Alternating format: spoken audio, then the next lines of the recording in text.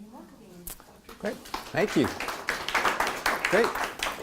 Well, great. It's great to be with you and get me out of the dean's office and administrative meetings and get back to meet with you. So this is an interesting class. I was talking to Catherine a little bit about what you've been doing so far.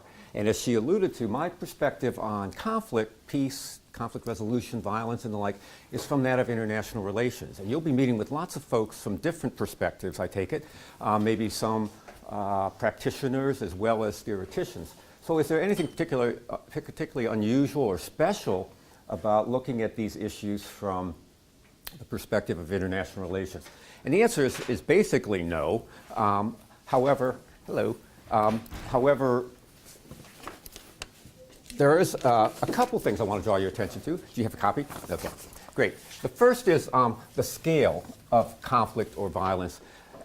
So from the perspective of international relations, we often look at conflict at large-scale conflicts, war and peace. However, that's not the only thing we look at, not just interstate war, but intrastate war. Civil wars are the dominant form of conflict today, by outnumbering interstate wars by a ratio of 5 to 1. We also look at insurgencies, terrorism, human rights violations, all kinds of other things that are less large than full-scale war. The other thing that's sort of unique about international relations is the level at which we analyze the problem of conflict, war, and peace. So we look at it in a variety of levels. We look at it at the individual level, like an individual actor in decision making.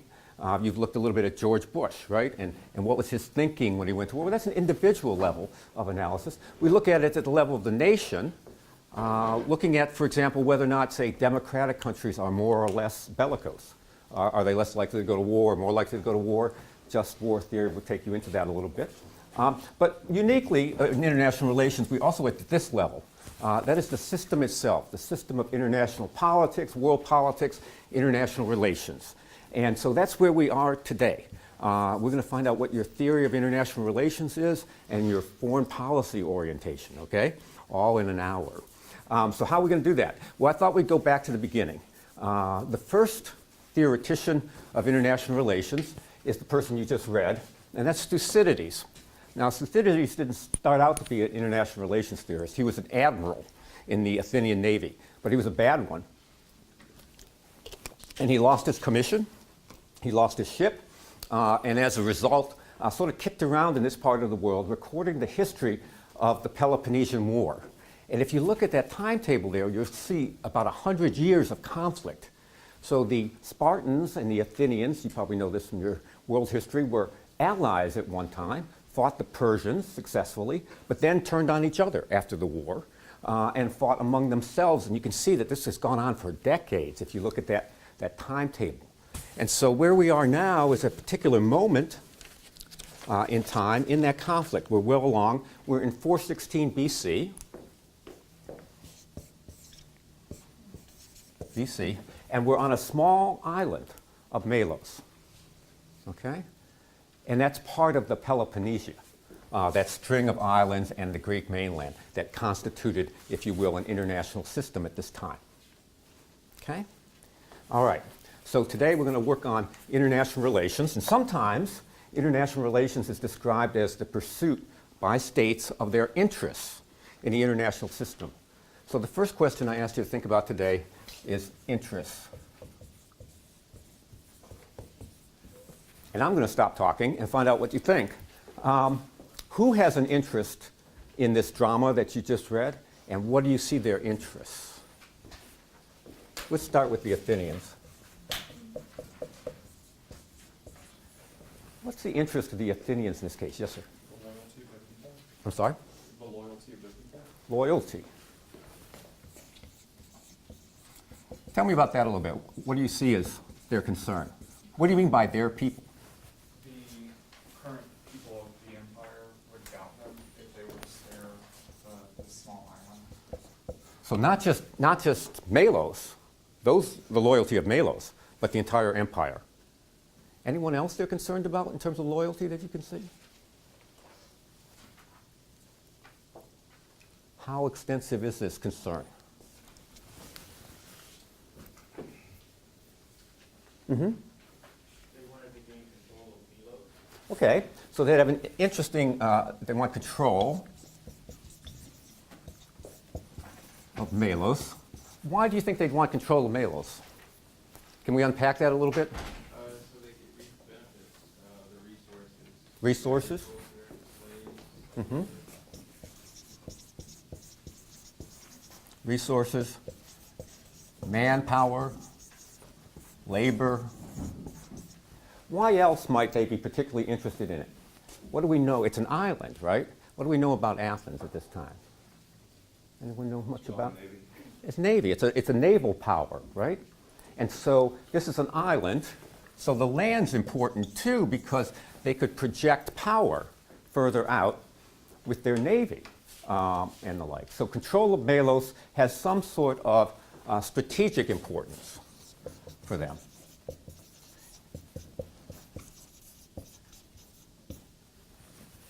Strategic importance. Why? Vis-a-vis whom? Who are they worried about? Yeah. Spartans, right? So it's strategically important in their war with the Spartans. What else is at stake here for the Melians?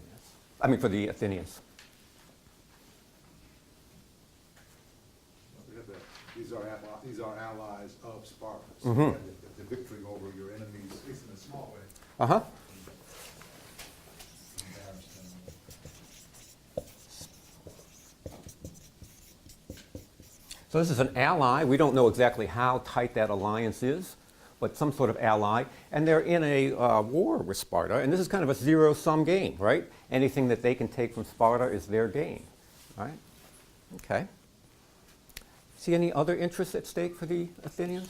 Following the natural law they talked about, so it's the strong over the weak, Mm-hmm. and they just kind of have to keep that image that they are strong. So that's just naturally what happens.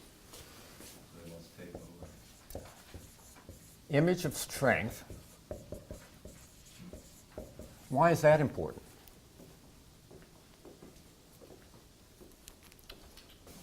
Put them in a better position to get what they want. Mm-hmm. So they think in terms of the nature of the system. Who do they have to project this image to? So we talked a little bit about, yeah, Their own people. their own people. Okay, that's a starting point. What's that about? Because you have to have, support from the people within, when we were talking about loyalty of the people within the empire, keeps the empire together because they're strong. Yeah. Can you cite me the phrase in the case study that alludes to that?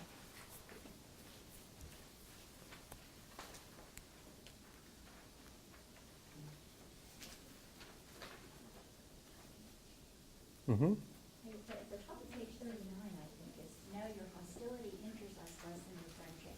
That, to our subjects, is an illustration of our weakness, while your hatred exhibits our power. Wow, what's that about? I read it several times. Yeah, Actually, right? It's one of those sort of inverted things. right. Your hostility injures us less than your friendship. Uh-huh. It's an illustration of our weakness. If they, in other words, if they allow for the friendship or of the millions, Uh-huh. that's going to look weaker than if they insist on their slavery or So they have to, coming back to your point, sir, about the nature of the system, they have to conquer Melos as sort of the natural course of things? that's what I inferred from. Uh-huh. Okay.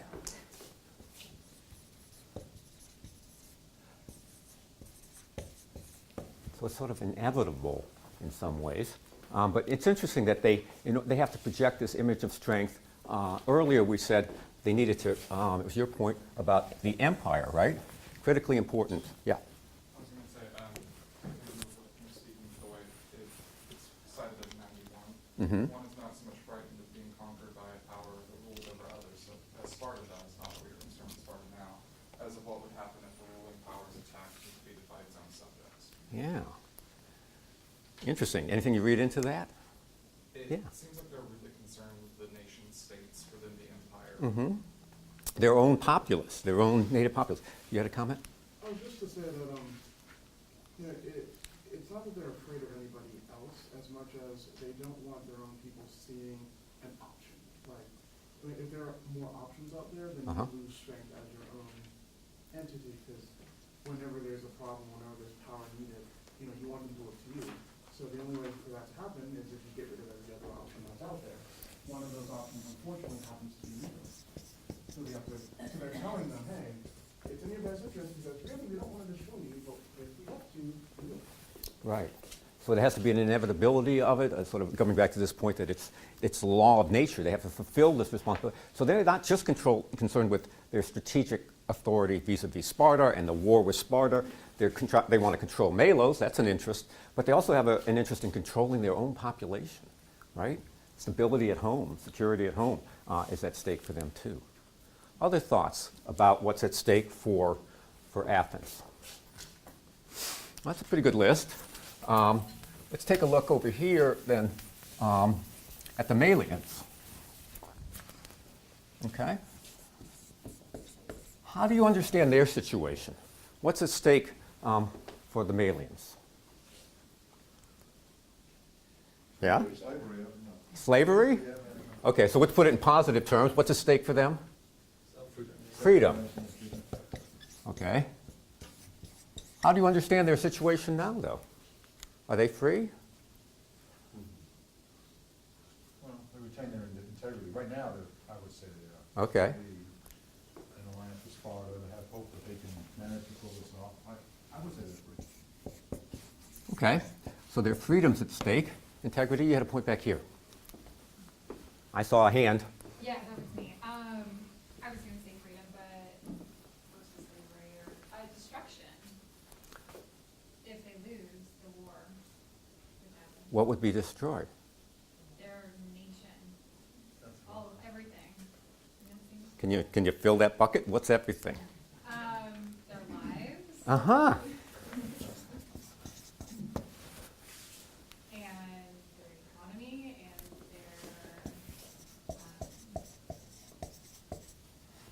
Their economy. their power. Their citizens, right? When you said everything, though, what else would be in that bucket? Well, Those are some of the material things that are at stake. but their safety. I mean, Uh-huh. Yeah. their national Safety. So that's a loaded term. You said national identity? Okay. So I'm going to follow up on that. Because identity is a big term. It can mean lots of things. What does that mean to you? What do you mean the national identity is at stake? What does that include that we haven't already covered? Their sense of identity within their country. So saying that they're from Melos, this is who they are. Yeah, And yeah. it also goes along with their culture too. Uh-huh. What would you put in that? Anything in particular?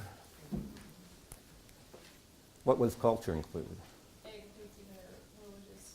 Okay, like religion, right? You're going to talk about religion in this course, right? So that would be an example. Their way of life, right? It's also I said, or even now, if you conquer another country or another people, you take over their culture and you try to conform them to your own. Right, right. And so they would lose their identity, their way of life, their beliefs. Okay? Yes, sir?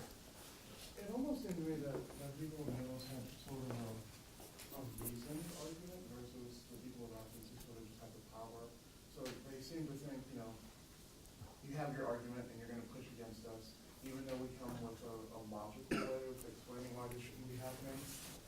If they say that it's either going to end up in war because we're not going to surrender and we take our rights, Uh-huh. or we'll be in slavery, which is basically a loss of opinion and thought. So it seems like they had just a different way of looking at the same situation in which they weren't going to be beaten down by a stronger power. They just sort of wanted to have a legitimate conversation about why you thought it was a good idea. Could we call that a theory of justice? If you define justice as what's fair for both sides. Yeah. maybe. So the issue of... Justice the way we do now, then, Uh-huh. So somehow But think about this. So that's a lot of different things you're kind of putting in that basket of everything. The notion of what's fair and reasonable is at stake for them. Their very worldview about those sorts of things. You had a comment. Well, it seems as though in 105 that the Athenians may be making a case that, you know, we don't take who Sparta is, and Sparta's not necessarily going to defend you because it's not in their best interest to do so. Who, you're talking about the Athenians now, or? No, the actual people of Melos. Because in this case, the defense of Melos was not likely to be seen as in the Spartans' interests, since it would place them in unnecessary danger. Who's speaking? The Athenians. Are they speaking for the Malians' interests? Right. Are they? Well, they're speaking for their own interests, but they're trying to say, we're gonna, it seems as though they're trying to say, we'll protect you where Sparta Right. won't. So one could argue that the alliance with Sparta is at stake for the Malians, and the Athenians are saying, nah, there's nothing there. Right. That's not really at stake. We're the greater power here. We'll assert authority. Note that in what's at stake for them includes both material things and non-material things. Things like their identity, okay? And this is a really interesting set of points here because coming back to your point about the Athenians, you were saying how, well, they have to sort of enforce the law of nature. That's part of their interests, right? And the Malians are saying, well, wait a minute, we have our own view of that, right? And so fundamentally, what's at stake is who gets to decide that question? You know, what's the nature of the system as a whole? So I want to turn to that next because we have a very clear argument in this case about the nature of the international system. Okay. And I think the Athenians, we'll start with them because, well, they put it very starkly. Let's see if I can fish out my glasses here. Okay. Here's the Athenian argument I want you to think about. This is the second question I think I asked you about. So what's international relations? What's it all about? Okay? And these are the words of the Athenians. The standard of justice depends on the equality of power to compel, and that, in fact, the strong do what they have the power to do, and the weak accept what they have to accept. 2,400 years ago. Is it true? Is it just as true today as it was then? Is that the nature of the international system that we live in? Is that the nature of is that your worldview of the international system? Ma'am? That's what you get for looking at the teacher. Can you read it again? Sure. So the Athenian generals say, and don't talk to us about fine phrases, they say, right? You know, that we're not interested in that. They want to get down to what's real, shall we say. And they say this is what's real. The standard of justice, that is who gets to decide what's right and wrong, okay, depends on the equality of power. Who has more power? To compel, power over, okay? And that, in fact, the strong do what they have the power to do, and the weak accept what they have to accept. What do you think? Part of today, I still think that we follow.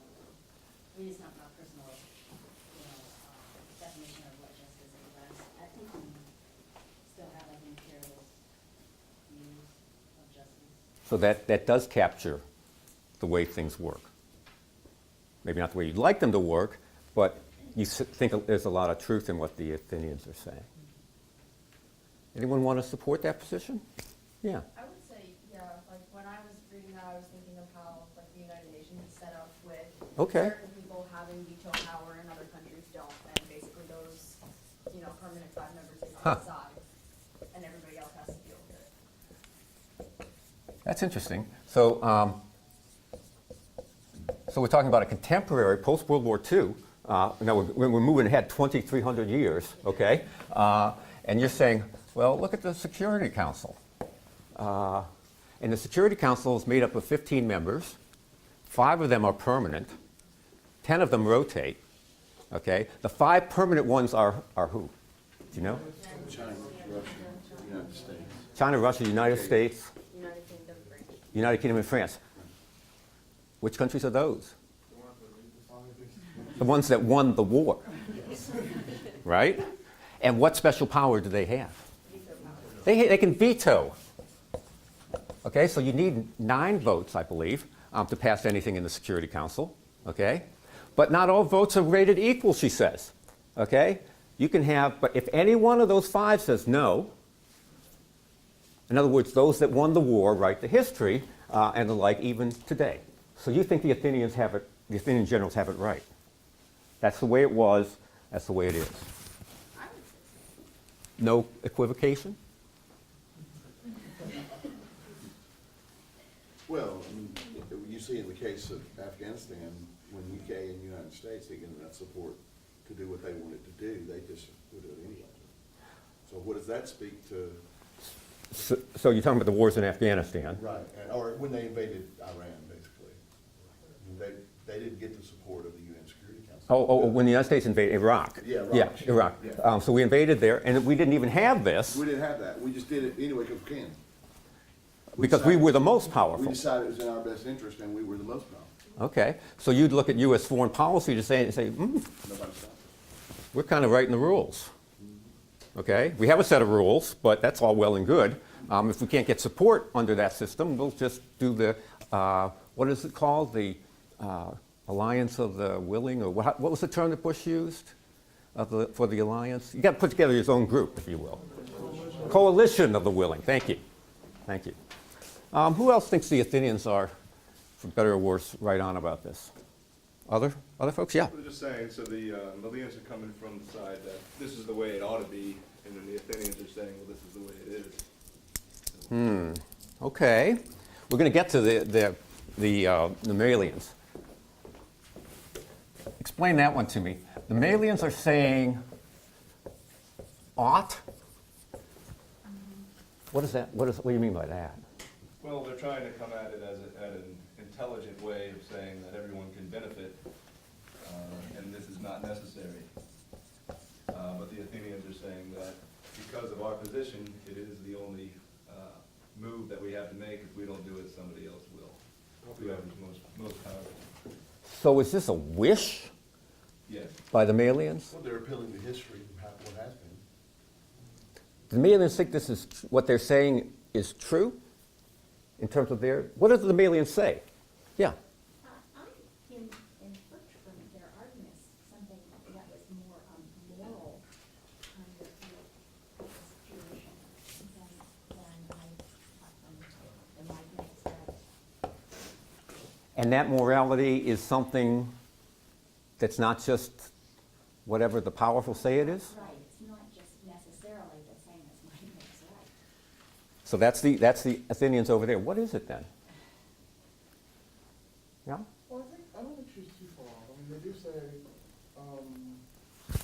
more of the Melians did not agree that it was self-evidently in their interest to surrender peacefully to the more powerful Athenians, arguing that the gods would help them as they were standing for what is right against what is wrong.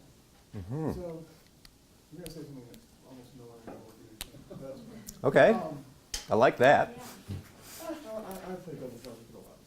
I think, I'm going to fast forward to now. I think now, as Americans, we have such a bad view of anything not democratic, and I'm going to say true communism for this point. Uh-huh. Because there's nothing inherently wrong with saying we can do this better than just hitting each other over the head until one of them dies. There is an argument that says we could live in a way where reason plays out. You know, Kant believed that there were universal rights and norms that we could all live by that didn't require us to just be the strongest person out there to win.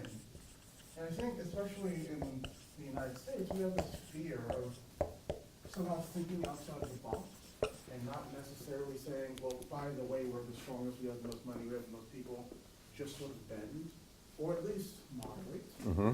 And in doing so, we're just sort of perpetuating the same thing as the Athenians. We're not giving an option, because we fear that by giving an option, too many bad things will happen and everything will fall apart.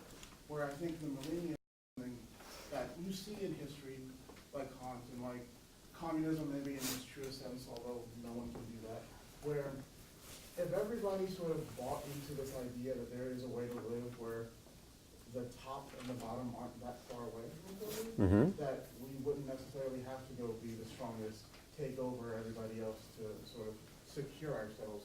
We could just be secure in the fact that we know that everybody else will secure. But I'm hearing a certain consistency with your point, and that is that this is sort of an ought. This is sort of philosophically an argument, but it's not the way it is. Right. Anyone think that there's some truth, some example that reflects the alien's point of view, or are they just dreaming? Yeah. I think they're definitely right about it being a philosophy, about everyone. I think Well, this is a philosophy too, isn't it? Well, that's a philosophy of might, of power. Uh-huh. But this one is more reason and intelligence. And Uh-huh. What I think we. That doesn't operate in the real world? That's not your world? Not, I mean, we. Your world. What's your world like? Is it like this or is it like that? We wouldn't want it to, because that seems like only the people with the better weapons win. Right. We want this one. And so my question is, what world do we live in? Probably this one. This one. Okay, and you don't think there's a lot of, this is nice, Yeah. this is what we might aspire to or philosophize about, but it's not real. We start there, because you have to have people to get the power, but you have to have the base. So you start on this side. Once you get to where you need to go to, you forget all about this, and you just go for the top. Okay? Well, it's almost like, I'm sorry, Yeah, go ahead. it's almost like in general everyday life, Uh-huh. I'm not allowed, because I'm bigger than somebody else, to go take what I want from them, okay? Okay. But on an international level, our government behaves differently than we are expected to behave on a daily basis. And you on an probably, individual level. right, okay. And so you explored this, I assume, when you talked about just war a little bit. In other words, the commandments say, thou shalt not kill, right? But if we're talking about nation states here, it's a different standard, okay? And so your point is, hey, might doesn't make right. You can't go down the street and take over whoever you think is smaller than you. But in terms of the international system, it does. Well, we see the conflict in our president today. He came in wanting one thing, but now that he is a part of this bureaucracy, he's almost being forced to do something, take a different stand, Listen to the generals. right? The war machine. William James wrote, about it, saying, hey, could we not think differently? Could we not imagine a way to capitalize on what war does for a country without actually going to war? But once you get into positions of power, right, you tend to operate that way. Right. Yes, sir. So they're also, I'm thinking more modern times. Yeah. Seems to be kind of like a separation. There's a lot of cognitive dissonance between the ought to and the morality, the intelligence of it, and the power requirements, right? Right. And it seems like a lot of times we kind of balance those, and like our morality is what gave us this power. So what we do with it is obviously morally correct. Huh. That's really interesting. So this becomes a lever? Like a justification. And that's what the Athenians are saying too. Those are fine phrases. Don't give us that though. Don't expect us to follow that. But it's interesting you're saying that there's some sort of tug of war between these things, but this can actually be co-opted, these arguments, for this. Where have you seen that? I mean, yeah, we talk a lot in terms of like the moral obligation for the war in Iraq and the way that's put into speeches. So I hope you get a chance to read Woodrow Wilson at some point and the war to end all wars and his justification, because it's a classic use of how someone that firmly believes these kinds of notions can justify going to war. Watch that, and his argument to Congress is an interesting one. I don't like easy consensus, okay? And so are you telling me that all of you are comfortable with the Malian's argument that might makes right, and that's the way the system works? Come on. No. But not just that it shouldn't be that way, but there's elements that's just wrong. That's not the way the world really works. That's not where everyday life works. Who haven't I heard from? Anyone hiding out there that's a closet Malian that thinks they might have a little bit of, they got their finger on something that's real. I mean, I think it's also idealistic. It's idealistic. So, I mean, just from my personal experience, I feel like my California parents would be like, yeah, like, This is how your world operates every day. It's who's more powerful squashes those who don't. That's the world you live I in. mean, like what they're arguing for. Mm-hmm.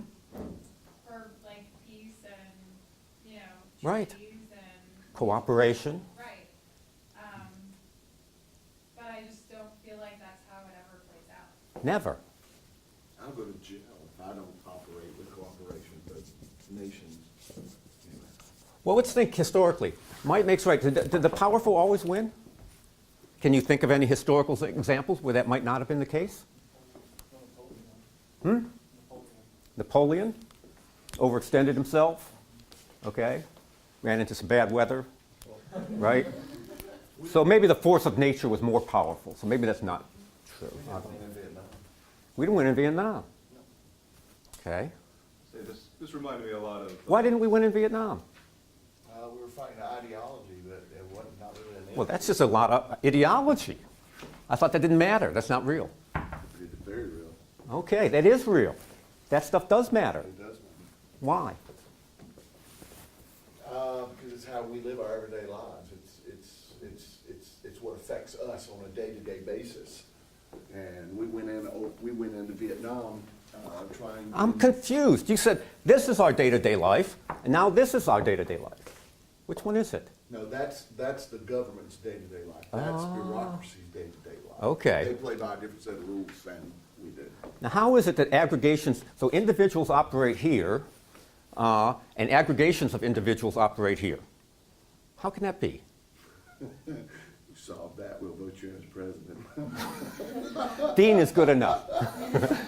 Yes, sir. I think that's just it, right? So, I'm gonna pick on politicians because it's the easiest, right? So, people who are just average folks, see the left side, they get unhappy, they say, okay, I can do this better. And so they go to other people and say, look, I have reasons, I have morality, I have a better way of doing things. Uh-huh. And so you should, vote me in so that we can do these things. And that's what they do. They ramp up all this sort of groundroots type momentum, and then they finally get to that side. Mm-hmm. And they feel really good about themselves, because they feel like, okay, I can use my morality and my reason to do better. And then, inevitably, something happens, and within a few months, you look just like those people. It's not that they don't, it's not that I'm saying they should be mutually exclusive, they can't be, right? If you want to have change, you have to start from a better moral ground than you think is happening around you. The problem is, when was the last time you saw somebody with a whole bunch of power and strength already, with no morals, backtrack and say, oh, I have all this power and strength. Maybe I should have learned what it is to be a moral, reasoned person. It happens so little that you just figure, okay, maybe it's bad to sort of start here and get to the power, but if there's anybody who ever had the power to go backwards and remind themselves that there are people who are morally, not better, but who are morally minded and use that power towards those people, maybe we could have a different view on how it works. So not necessarily immoral, but they're amoral here. No restraint, except coming back to the Napoleon thing, prudence. In other words, go attack, Russia in the wintertime. So you think about these things. In other words, there are limits to your power, and you weigh the costs and benefits. But if you've got it, you'll exercise it. Yes, sir. I would argue that both sides are simply two sides of the same coin, that everyone is from their own position, their own worldview, arguing the same things that the millions are. And I would say that the Athenians are also seeing these things. Maybe they're not voicing them in the same way, but they have a different view on reason in this situation, a different view on morality, a different idea about universal rights and norms, different ideologies. So it's all like the same things propelling their decision. but ultimately the outworkings are different. It's just because it's like a different view of peace. It's like the big thing between war, peace, and religion, I feel like, is like you have two different sides looking at things, the same things, but coming up with different conclusions. Okay. So the Athenians are coming from a different worldview, or from this worldview originally? I'm a little confused. Not that, the same basic principles, that they're addressing these issues through their own worldview, Uh-huh. just like the millennials. Like, how should the system run, and who's in charge of it, and how should decisions be made, and who gets to decide? And the Athenians have one worldview on that, and these have another. And they just have two different ones, so their interpretation of what peace is and how to reason through it is just different. So it's like trying to communicate through different languages. Good point. Okay, so it could be argued that the Athenians are not necessarily amoral, but they're concerned about the stability of the system too. And they're fundamentally pursuing peace or order, if nothing else, maybe not peace in a sort of loving kindness sense of peace, but order. And in order for the system to be orderly, the powerful have to exercise control, right? And so they're interested in order, and they're not necessarily bellicose. They could just be wanting to, come back to your point about the natural order of things. Yeah. I was just saying, reading this, it reminded me a lot of beginning of World War II with England and France. So Germany didn't want to continue to fight, at least according to Hitler, in the West, but England said they would not surrender, and then France was put in a position where they probably didn't want to surrender, but they saw that they had to. So it's kind of it's a bad situation that the Malians, you say that? Malians, yeah. Malians were Yeah.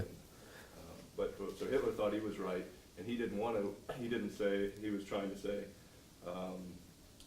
that they both would not benefit from war. He said that he didn't want to interfere with the British Empire and all this, but he did want to conquer, obviously, Poland and the East. So two different perspectives, and then England would not surrender to that. So there's clash of interests there. Okay.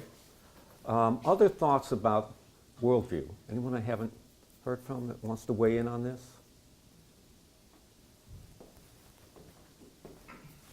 Okay. Let's shift mentally a little bit, okay? So we've been talking about the system a lot, and the nature of the system, and how you think about the nature of the system. But let's switch to the level of what we call foreign policy, okay? So we're moving now from a systemic perspective to how does an individual actor in the international system pursue their interests. Let's move to policy a little bit from theory here, okay? And so a simple question. Let's go back to the case and the facts of the case. We don't have all the facts there, but we have some of them, and they're pretty stark, right? The Athenian generals have said to the Malians, basically, surrender or else, right? And that we'll be back in the morning for your answer, right? They've got the navy there, they've got the place surrounded and the like, and they said, we'll be back in the morning for your answer. Now, I want you to imagine a little bit, okay? Use your imagination a little bit. Imagine you're a Malian, okay? You're not only a Malian, you're a leader of the Malians, okay? You're a member of the Council of the Elders of the Malians, okay? Try to put yourself in those shoes. Here's your situation. You've got to think about your island, okay? Tell me what you would say we should do. And don't just abstract from it. I'll give you the lead-in. Fellow Malians, what should we do? Who wants to try? In the corner? My fellow Malians, we must. I think that we must fight. Fight. Wow. They'll be back in the morning, and we must fight. Tell me why. Because if we don't, then we'll be surrendering to slavery.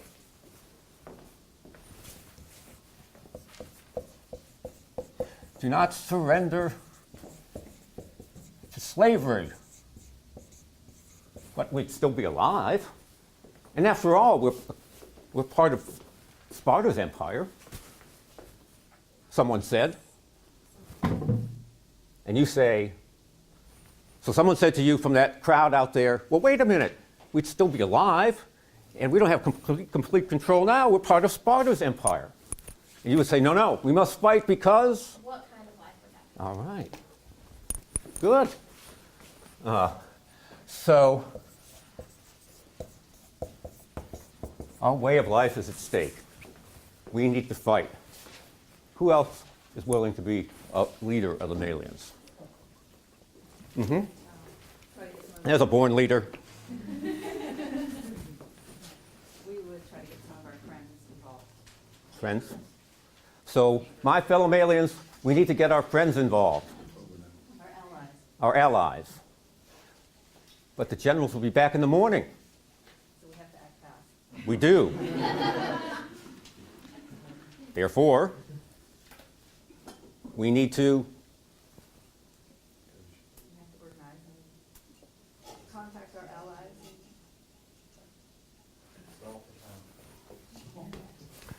stall, contact our allies. Is this an option? People doubt that's a real option. It kind of was, they have that, they might get pronounced, they start to tell. Those people, Les and some, Uh-huh. they had them, they were gonna try to read them. So what do you take from that? They had the idea of backup.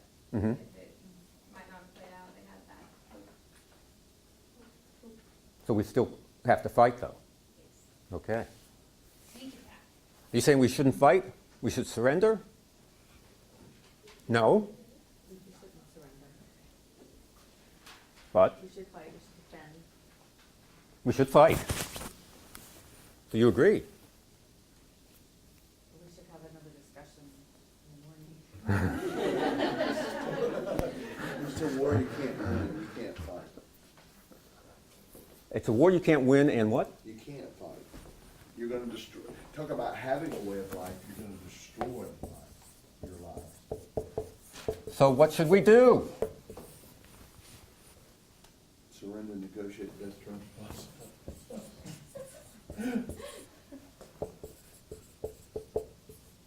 But what might the Athenians do to us? What about our way of life?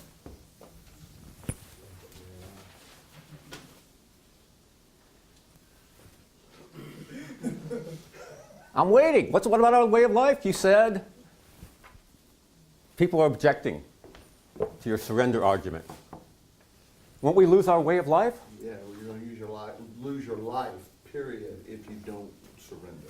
Okay. And you gotta think about your children, you think about your aunt and your grandmother and your granddad. Okay, I like it. Good. They are in the best position to defend themselves anyway. The best they can do You to know, save everyone's lives. Your allies are not gonna get there in time. So you would surrender too? Yeah, it would save more lives, but then the slavery is kind of gonna be a downfall. Kinda like surrender to fight another day. Uh-huh. We can somehow resist. They can have resistance within the surrendering. Okay. All right, here's an option. Is that more comfortable for you? Or are you over here? No, we're still trying to negotiate somehow, whatever. Are you being offered a negotiation What? by the Athenian generals? Not really. We said, we'll be back in the morning. Don't tell us about, fine phrases. We have to do what we have to do. And we'll be back in the morning for your answer. Is that a negotiation at this point? Not really, no. Yeah. Well, since they're already allies with Sparta, and then Athens is fighting Sparta, they could easily use that position as a point of negotiation, because they're like, oh, we've been trading in contact with Sparta, we know things that you don't know about Sparta, and they could trade information in terms of coming to a settlement where they don't get put into this horrible conditions of slavery. They could use that, but they would be putting all their eggs in one basket. Mhm. If Athens loses, Sparta's going to come and destroy them anyway. So So this sounds similar to here. And what you're saying is, well, they have some assets that they could negotiate around, right? Maybe they could help the Athenians in their war with Sparta somehow, not just as subjects, but strategically. So you would surrender and negotiate along those lines using your wiles? Yeah, because if you don't, you're gonna get destroyed anyway, and if Athens wins, then you have a better chance, like, you have a chance of not being destroyed. If Athens wins and Sparta doesn't, then you're not gonna get destroyed because you helped Athens win it. So if you don't surrender, they're gonna destroy you. And then if Athens loses, you're gonna get destroyed. So there's a better chance of you not getting destroyed if you. But what about all this identity, way of life, freedom, your island? All that doesn't matter? I have to agree with, like, if you don't surrender, your way of life's gonna get destroyed anyway. Like, you're all gonna die anyway. So, I mean, you can at least. Is that the worst thing that can happen? I'm not saying it's the worst thing, but there's plenty of cases where small nations like surrendered, but they try to maintain. Uh-huh. Live to fight another day, somehow preserve your culture, Yeah, I feel like they save what you can. Yeah, I think that's the best thing you can do is like save what you can and not just surrender it all basically. Because you're just a small island. Right. You can't even attempt to fight Athens because they're just gonna wipe you off the face of the planet. No! No, Good. that's not what people do. When someone with bigger guns shows up on your island and tries to take away your way of life, people fight. That's how people respond. I'm not saying it's not. You're not convinced. You want to jump in? I would say there's a lot of people that would rather lose their life than their way of life. If it means something to them, they fight and lose it. So you're saying more important than mere survival, right? Whatever that is that they felt was their ideals. And this goes back to the point of, was anything that the Malians were talking about with all that stuff in terms of their interest, was it real? You're saying, yeah, it's real. I'm going to fight for it and die maybe. You're a bit of a Malian, an idealist. Yeah. Yeah, let me get you in first, yeah. Oh, the way of life will continue anyway. It will or won't? It would not. Would not? Right. So you mean if you surrender, Right, you think it's all lost? right. So, my fellow Malians, Right, so that resorts back to fight then, because all is lost anyway. why? So we should fight. Right, because their their national identity, their cultural and religious values, their family unity, Be- nothing will stay together. Because the stakes are really that high. Right. It's all in, and we've got, who knows, maybe something, fog of war, right? It doesn't look good for us, but we're on our own island, right? We might be able to engage the Spartans if we hold off long enough. We should fight. Okay.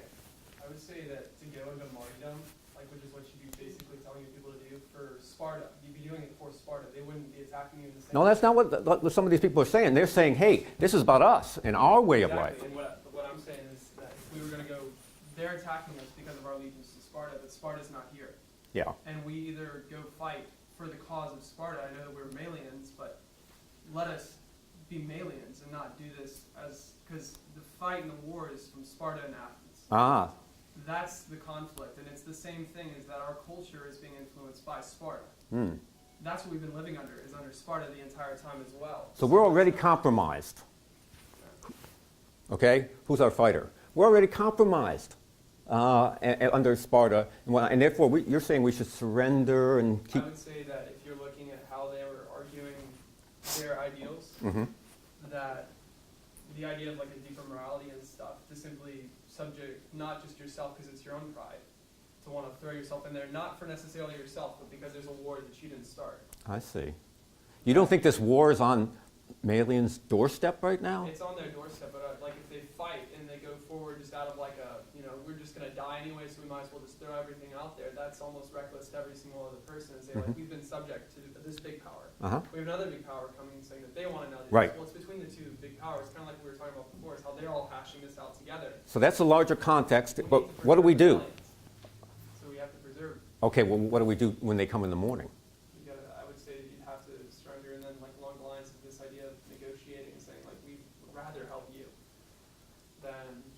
because it's not, you know, our allegiance isn't to Sparta, it's to our people. Okay. If you're the leader, You are the leader. I'm putting you in that position. Yeah, I'm like, way in the back there, sir. I think they should fight. Uh-huh. You seem like a mild-mannered guy. Why? They have a treaty with Sparta. They're going to fight for the Spartans? Yeah, they're sort of loosely allied with Sparta. We don't know exactly what that means. I mean, if you have like an alliance with them, then their integrity is at stake. Mhm. If you just start switching sides, then Okay. nobody can trust you. And nobody will want to deal with you. So Spartan intervention is something that you think is important, the possibility of it. And if indeed the world is that sort of stark zero-sum game that we talked about, and even using the Athenians' own logic, if we win, Sparta loses. Sparta then therefore must have a stake in this, right? They'll come to our aid, and you think we can survive long enough if we fight? Somebody. They might. And so you're willing to fight. Okay? So, Is the slow burn an option? Like, become a double agent? Be like, oh, well, you know, we don't want to die, so set up a Navy base here, whatever you gotta do. And then when they least expect it, burn their ships, close their wells. okay. So you don't want to fight it on their terms, and the like, and so this would surrender. But You would surrender on the face. and you think you're going to dictate the terms afterwards? Not dictate the terms, just try to get word to Sparta maybe Mhm. about, you know, Okay. we obviously couldn't fight them, so in the middle of the night, we're gonna, you know, drug them and So what about all those things you talked about, ideals and way of life and freedom? That's important, you're saying, but in order to get there, we're going to have to compromise. right. I don't think martyrdom would be an answer. I mean, That's what we're looking at? when you're looking at the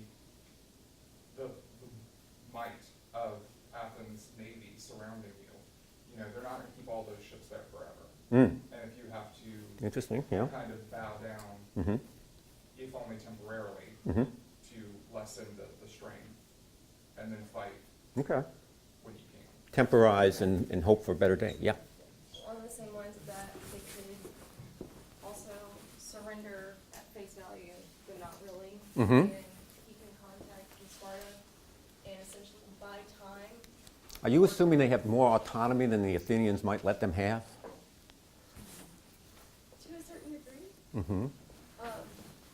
But they could, you know, send a secret messenger to Sparta and say, hey, we really need your help now, like as soon as possible, send ships. Like an internet message or something like Yeah. that, an email, something like that? So they got to get off the island. So they have to get off the island, but Yeah. that can be, they could probably do it.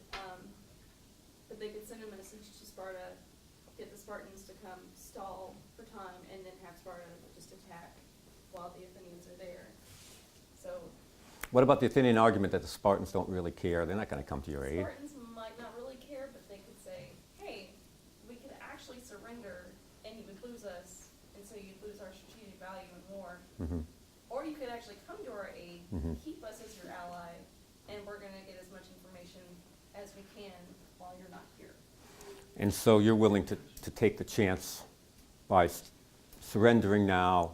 And it would also save the Malians' lives to stall on fighting, Uh-huh. instead of fighting by themselves against the Athenians. So this is important. Yes. Yeah. Who haven't I heard from on this? You get the last word. Yeah. Are you persuaded by these arguments? We've got some surrenderers here. No. You're firm. We should fight. Do that. So we got to be Patrick Henry. So is life so dear, or peace so sweet, as to be purchased at the price of chains and slavery? Forbid it, Almighty God. I know not what course others may take, but as for me, give me liberty or give me death. So, rouse, get your people fired up. sounds good as long as you don't want to live in. Right. Okay. So this has a chord with Americans. What was our own experience? Were we the more powerful in our independence? No, it didn't look like we should have had a chance. Right. Interesting. So the whole premise of the Athenians, we didn't buy it. We said, we'll fight. Right. So you say, hey, assuming we could project ahead 2,400 years and use that as an example, or, well, at least 2,100 years, yeah. Okay. Other thoughts on strategy? But I'm the leader. I'm not just an individual making an individual decision about, Right. I want to be a martyr. Yeah. I'm sacrificing other people's lives. Right. Because more than likely, you're going to sacrifice their lives to extend your own. I mean, well, if you're fighting, you're not. You're going to go down with the ship. But you have to think Yeah. differently if you're a leader. Okay, and so do you have so we have kids, grandparents, butchers, bakers, candlestick makers. They don't care about war. Okay? Are you going to take them to war? Are you? With your grandiose notions of liberty? Yeah. Is that responsible? Yeah, again, Winston Churchill, we're going to defend our island, we will not surrender. He knew that, thousands of people are going to die based on his decision. So you're acting morally, even though you know that you go into war and that people are going to die. But he had some hope of winning. Winston Churchill would make that. He had allies that were available. This situation is different. These guys are going to kill you tomorrow. Also, Britain has a long history of never successfully really being conquered. So, the aliens don't really have that going on. What do you think? Me? Either one of you, jump in, because you both say fight. Defend your island. I would say defend your island. There's plenty of leaders that, and their people know that they're gonna lose their lives and they do it anyways, The people, if their way of life is important to them, they stand behind the leader. That's why they're part of it. I mean, to some degree, if you live in a place and you live under a leader, you agree with what the leader does. And, To some extent. and it's the leader's responsibility to make the choices, and even if it means. Okay. And thus we get into the machine. Anyone swayed by this argument? Anyone want to resign their position as leader of the millions? Yeah? Get out of this bind? I'd lead them. Okay, so, but you'd surrender. I would surrender, because we have assets, we have things that they want, we have resources, we have position. Right.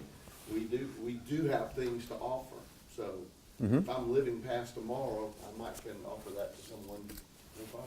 I'm loading up a sailing vessel in the middle of the night and taking my nearest and dearest. And I'm going along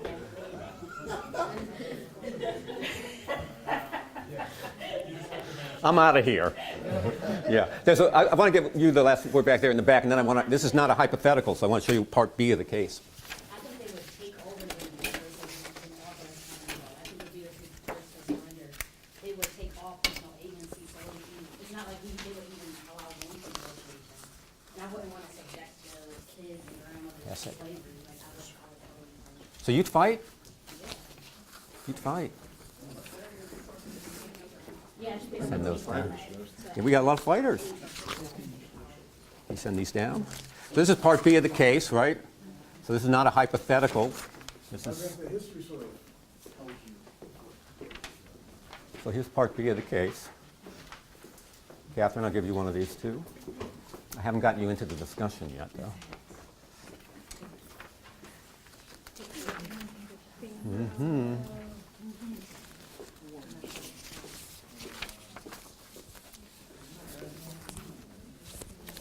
So I have a couple follow-up questions. Take a read of that.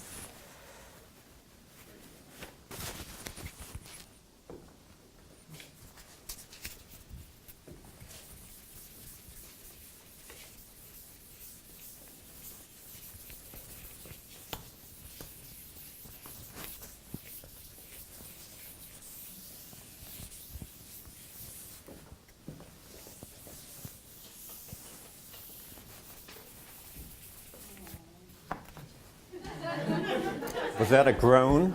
Yeah, that's what happened. So one takeaway from this class is that international relations is not beanbag. Okay, it's about life and death and treasure and all the things that we put up here, way of life and all those kinds of values and that kind of stuff, important stuff. Okay, so they resisted, right? They were crushed ultimately.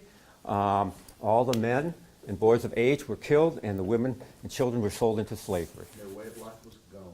So you're vindicated. What do you think? Those of you that said fight, let's go back to your argument. It wasn't responsible for you to decide that. Look what happened. I think they would have done that anyways. Okay. What about the other fighters? Anyone that, sir, do you have any change of thoughts? Yeah, you, way in the back there. Oh, yeah. You were a fighter. Did this, It's worth a shot. okay. It's worth a shot. Okay, why? Because those values, those ideals are so important? I think so. Well, that, Now they've completely lost their way of life, though. Mm-hmm. All of their men are gone, all of their women and children are enslaved. So, was it really worth it? I'll come back to you surrenderers in a minute. They defended their honor. They defended their honor. So you fighters you're still comfortable? I mean, it's not what they wanted, but they did what they planned to do, and they did what they could. They defended their honor, they defended their way of life. It didn't work, but they stuck to their plan. How different would the outcome really been had they surrendered? Well, we don't know. Right. That's another takeaway. Things that happen. We always have incomplete information. Right, you know, but in contemporary situations to that time, Yeah. things that were happening, I wonder how different it would have been.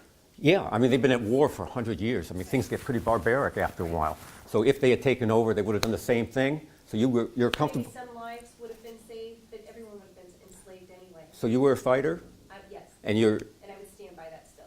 okay.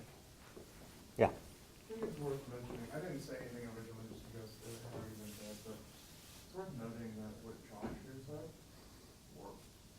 If you read the middle paragraph, they built the wall, Mm-hmm. they let the large majority of their military go.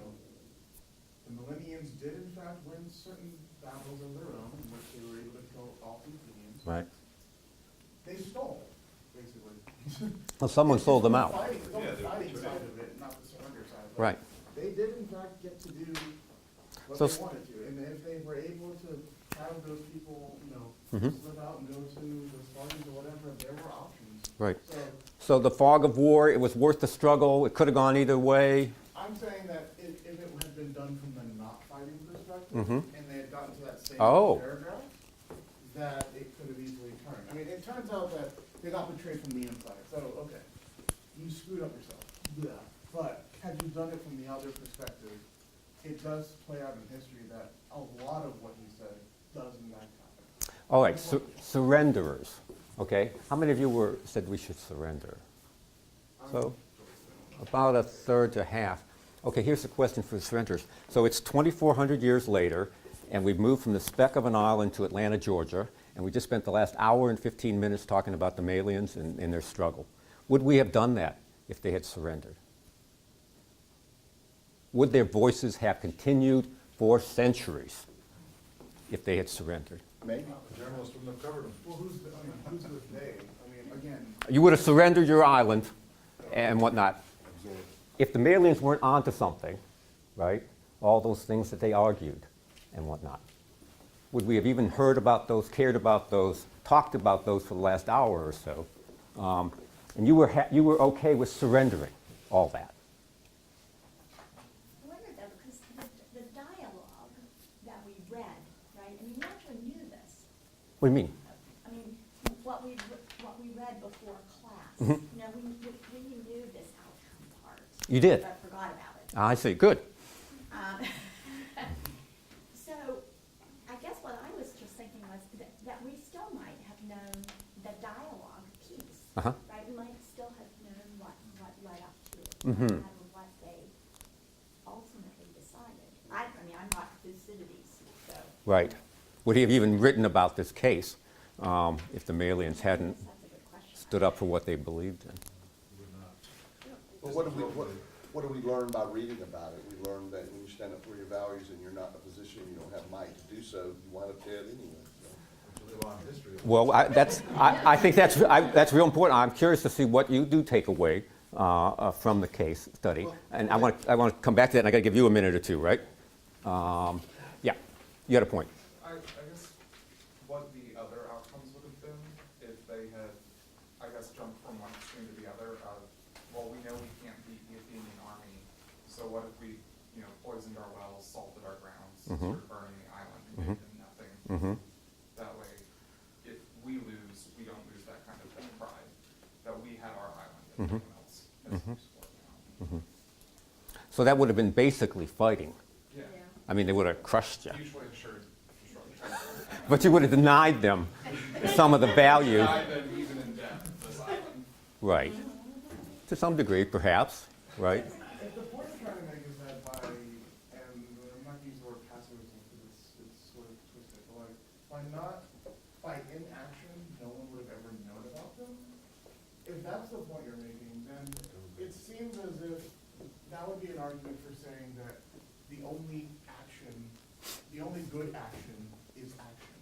And that by saying, I'm going to sort of knuckle under every time, that no one cares about you. I mean, if that's the world we want to live in, then count me out.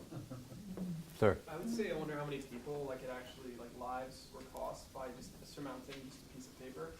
And the ideology lives on, but if you listen to what most people in the room were saying, they were agreeing with the Athenians at one point with their ideology. So all of those Yeah. lives ultimately ended, and they didn't have any more room for discussion.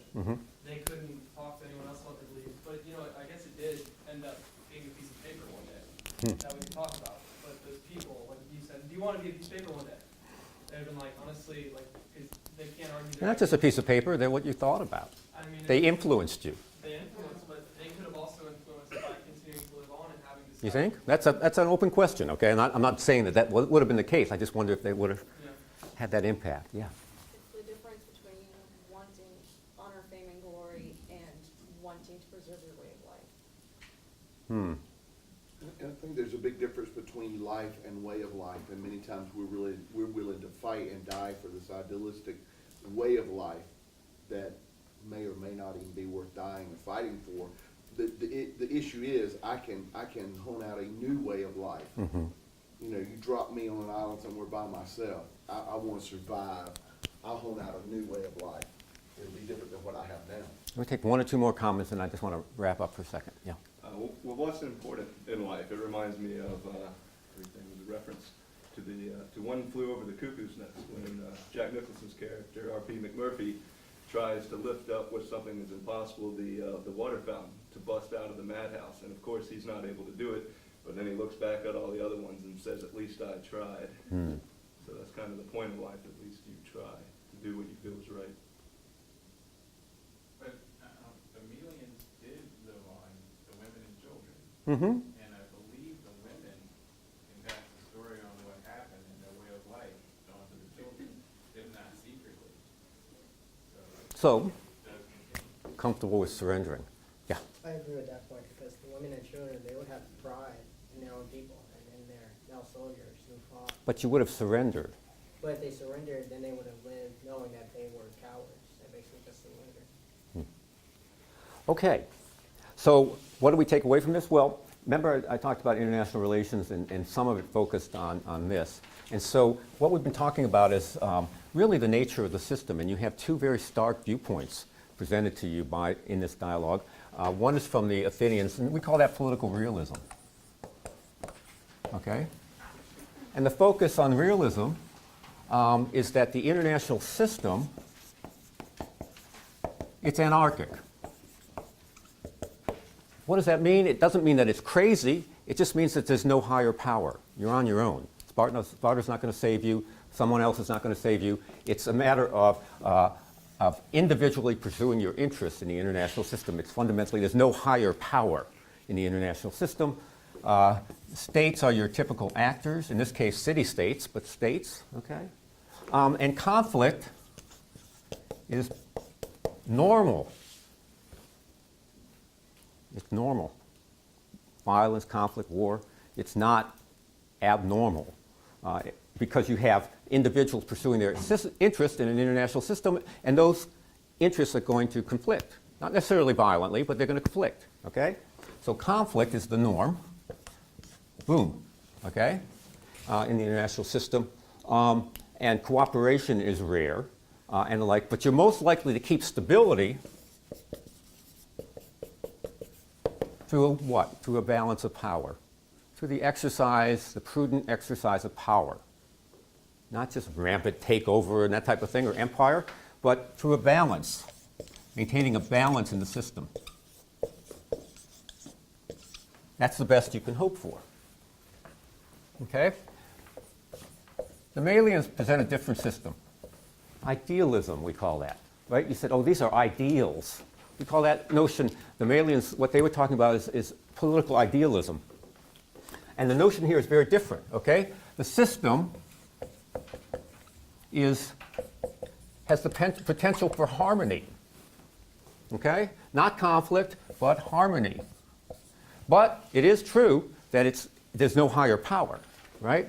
And so sometimes you need to ensure cooperation. What's cooperation? Cooperation is when you have the possibilities for conflict, but you mutually avoid it. Mutually avoiding conflict is what cooperation is all about. It doesn't mean we're necessarily in harmony. We might have conflicting interests, but we can avoid the conflict by making adjustments. And the easiest example to think about is when you walk down the street. It might happen when you leave class today, and someone's coming at you, and you do that little dance, like, are you going here? That's mutually regarding adjustment. You adjust based on what others are interested in. And there's things that help you do that, like international organizations, like the Security Council or the UN. So international organizations, international law, international morality, all kinds of things are important in ensuring how this system operates. All right? And the potential for the international system that we want to work toward is one that is more ambitious in some ways than just a balance of power and maintaining stability, with conflict being quite normal. But this can be the norm, that harmony and cooperation are more possible. And you should think about that. What kind of world do you live in? How many of you have traveled internationally? How much international cooperation does that require? How many of you buy imported goods? Right? Yeah, everybody, by the way. Just look underneath the thing from China. Okay, so all that takes a lot of cooperation. So there's a lot of cooperation in the international system as well.